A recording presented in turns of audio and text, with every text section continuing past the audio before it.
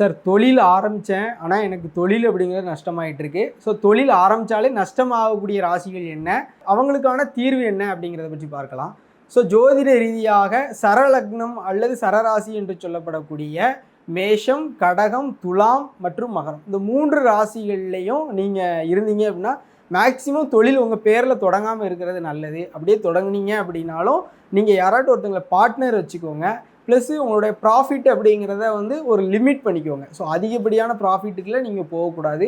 அப்படி போனீங்க அப்படின்னா அந்த தொழில் அப்படிங்கிறது நஷ்டத்தை ஏற்படுத்தி கொடுக்கக்கூடிய ஒரு அமைப்பை ஏற்படுத்தும். ஸோ இந்த 4 ராசிக்காரர்கள் தொழில் செய்யும் பொழுது எப்பொழுதுமே பாதுகாப்பாக செய்ய வேண்டியது அவசியம். சார் நான் தொழில் பண்ணணும், அதற்கான தீர்வு தான் என்ன சார் அப்படின்னா, உங்கள்கிட்ட முதல்ல சொன்ன மாதிரி தான், உங்களுடைய ப்ராஃபிட்டை லிமிட் பண்ணிக்கோங்க.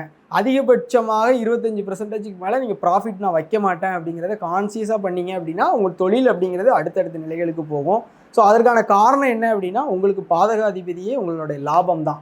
ஸோ லாபம் அதிகமாக வர வேண்டும் என்று நீங்கள் முயற்சி செய்தீர்கள் என்றால் கட்டாயமாக உங்களுக்கு ஒரு நாள் மிகப்பெரிய நஷ்டத்தை ஏற்படுத்தி கொடுக்கும்.